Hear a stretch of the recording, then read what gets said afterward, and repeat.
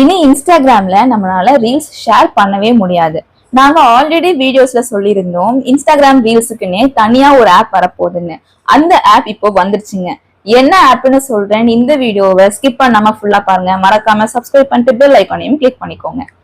இனிமேல் உங்க ஃப்ரெண்ட்ஸ் யாருக்குமே நீங்க இன்ஸ்டாகிராம்ல இருந்து ரீல்ஸை ஷேர் பண்ணவே முடியாது. அதுக்குன்னு தனியா ஒரு ஆப் கொண்டு வந்திருக்காங்க. அந்த ஆப்போட நேம் என்ன தெரியுங்களா? எடிட்ஸ் அண்ட் இன்ஸ்டாகிராம் ஆப் அப்படின்னு சொல்லி. அந்த ஆப் பாத்தீங்கன்னா சம்வாட் டிக்டாக் மாதிரி தாங்க இருக்கு.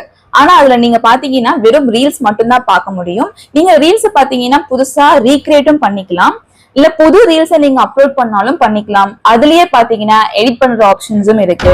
கேப்கட் அளவுக்கு நம்மளால எடிட் பண்ண முடியாது. சோ இனி பாத்தீங்கன்னா இந்த ஆப் கைண்ட் ஆஃப் டிக்டாக் மாதிரி தான் நமக்கு கொடுத்துருக்காங்க. ரீல்ஸோடைய ஃபுல் கம்ப்ளீட்டான ஃபீச்சர்ஸ் எல்லாமே கொண்டு வந்து ஒரு புதுசா ஒரு ஆப்பை லான்ச் பண்ணலாம்னு இருக்காங்க. அந்த ஆப்புக்காக நம்ம எல்லாருமே வெயிட் பண்ணலாம். உங்க ஃப்ரெண்ட்ஸ் அண்ட் ஃபேமிலிஸ் யாராச்சும் அதிகமா ரீல்ஸ் பாக்குறாங்க அப்படின்னா இந்த வீடியோவை அவங்களுக்கு ஷேர் பண்ணுங்க.